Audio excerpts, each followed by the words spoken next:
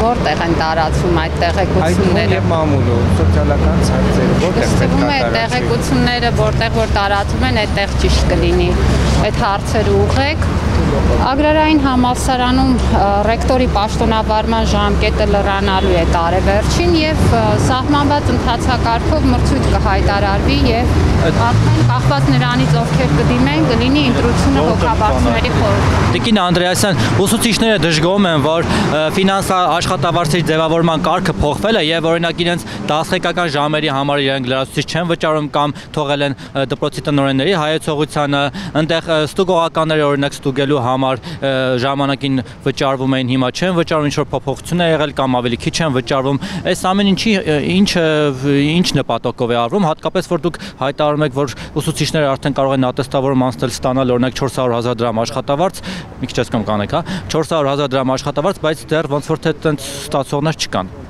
Ավելի քչանում է բարձրանալ փոխարեն։ Երբ որ այդ հարցը տալիս եք, ինչ որ մի բան ճշտել եք, թե ուղղակի այդպես ենթադրությունների մակարդակում խոսում եք։ Չէ, առանց ենթադրության եմ ասում, ուսուցիչների հետ խոսելուց։ Հիմա որ ասում եք, որևէ ուսուցիչ 400,000 չի ստանում, գնացել եք, ճշտել եք, թե ուղղակի այդպես խոսում եք, որ այդ տպավորությունը ստեղծել։ Չէ, հիմա դուք օրինակ կարող եք ասել, քանի ուսուցիչ է ստանում 400,000 դրամ։ Ես կարող եմ ասել, որ մեր արդեն իսկ շուրջ 4,000 ուսուցիչներ ստանում են բարձրացված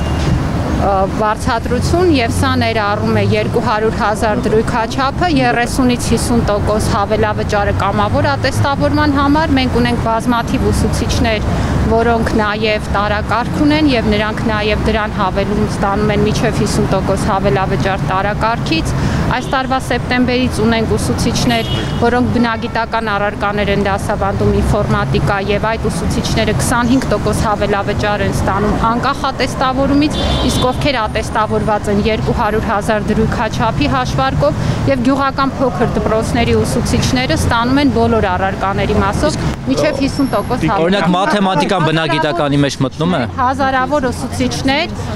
այն ուսուցիչների թվում են, ովքեր ունեն բարձրացված վարձատրություն, եթե ձեզ հետաքրքիր է, կարող եք գնալ ցանկացած, օրինակ գյուղական մինչև 100 աշակերտ ունեցող դպրոց, կարող եք այդտեղ հարցնել, օրինակ, ինչքան է բարձրացել իրենց վարձատրությունը, ես այդ թվերը ունեմ։ Մաթեմատիկան բնագիտական առարկաների մեջ մտնում է, տիկին նախարար։ Նաև նույն հրապարակումների համաձայն թեմային վերադառնալով հետին ամսաթվով առաջադրվել է պրոռեկտորը, ով Ուռուցյանի ընկերն է, իսկ Ուռուցյանը ըստ հրապարակումների չի առաջադրվել ձեր կողմից արգելք։